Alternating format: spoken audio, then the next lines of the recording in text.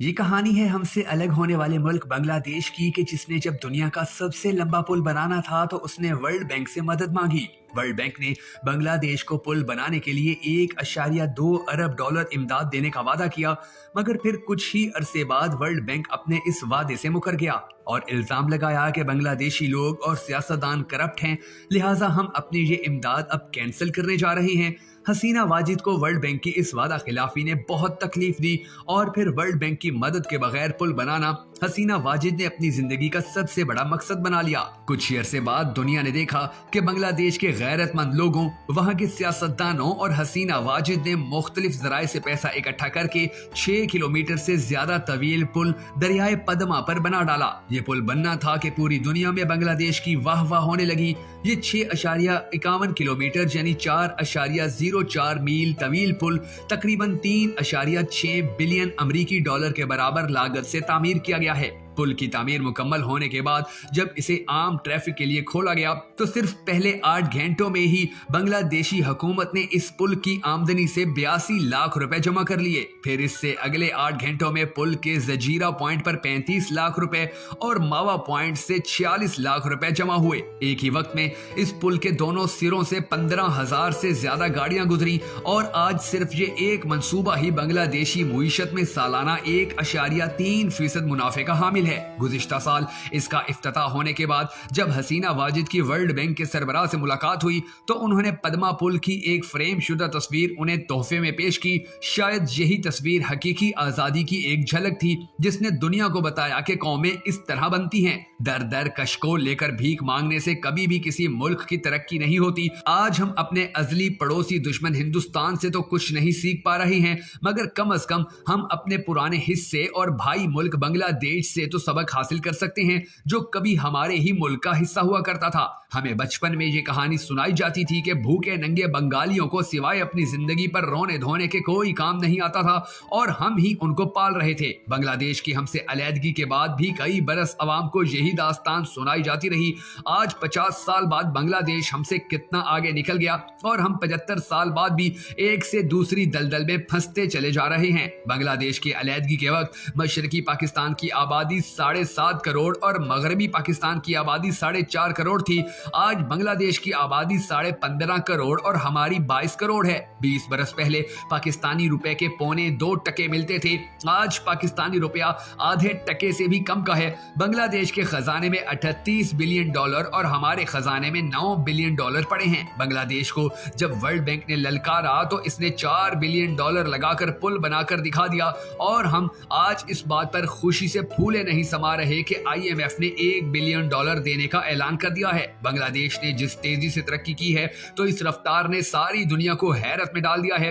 उनके इक्तिसादी तरक्की के अशारिये के मुताबिक बांग्लादेश की GDP 5.47% तक रही है। वहां की अफराते ज़र सिर्फ 8.91% है। उस मुल्क में शरह सूद 5.75% और शरह खवानगी 74.66% है। बांग्लादेश की बरामदाद 41.2 अरब डॉलर और दरामदाद 48.5% है। इस तरह इनका तजारती खसारा सिर्फ 7.3 अरब डॉलर है, जबकि दूसरी जानिब पाकिस्तानी बरामदाद 30 अरब डॉलर और दरामदाद 80 अरब डॉलर से ज्यादा हैं। हमारा 50 अरब डॉलर का तजारती खसारा है, जिसकी वजह से बैरून मुल्क पाकिस्तानियों की तरसीलात जो कि 30 अरब डॉलर के लगभग हैं भी पाकिस्तान का जारी खसारा पूरा नहीं कर पाती। आखिर क्या वजूहात हैं कि बांग्लादेश भी हमसे आगे निकल गया? नाज़रीन ग्रामी, बांग्लादेश के लोग बहुत मेहनती और जफाकश हैं। मुसलसल सैलाब की तबाहकारियों और गुर्बत का मुकाबला करके उनमें सहल पसंदी और ऐशो इशरत की जिंदगी गुजारने की आदत खत्म हो चुकी है। सियासी इस्तेहकाम की वजह से जलसे जलूसों और धरनों का कल्चर वहां अब बिल्कुल खत्म हो गया है। सबसे बड़ी वजह यह है कि उनकी सिविल सर्विस की कारकर्दगी काबिल रश्क है, लेकिन सवाल यह है कि हमारी सिविल सर्विस उनकी सिविल सर्विस की तरह बेहतर कारकर्दगी क्यों नहीं दिखा सकी? इसकी असल वजह यह है कि उनकी सिविल सर्विस बहुत मुनज़्ज़म है और वो मुख्तलिफ सियासी जमातों के दौरे इक्तदार में अपना काम खामोशी और अपनी बेहतरीन सलाहियतों के मुताबिक अंजाम देती है। उनकी सिविल सर्विस किसी भी किस्म का सियासी दबाव मानने से इनकार कर देती है और सियासी जमातें अपनी मर्जी के मुताबिक उन्हें इस्तेमाल नहीं कर पाती। मशरकी पाकिस्तान के बांग्लादेश बनने के बाद उनके सिविल सर्वेंट्स ने एक तंजीम बनाई जिसके पहले इजलास में उन्होंने हलफ उठाया कि वो अपनी मुलाजमत के दौरान मुल्क के बेहतरीन मफाद में अपनी खिदमात अंजाम देंगे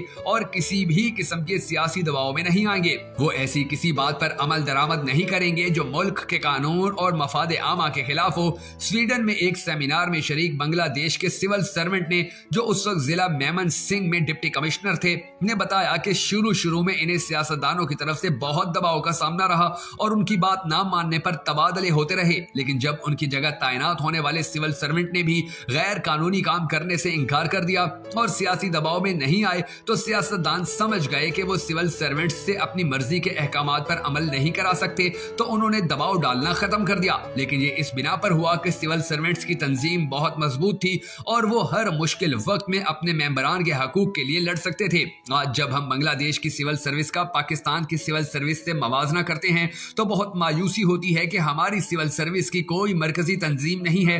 ये धड़े बंदियों का शिकार है।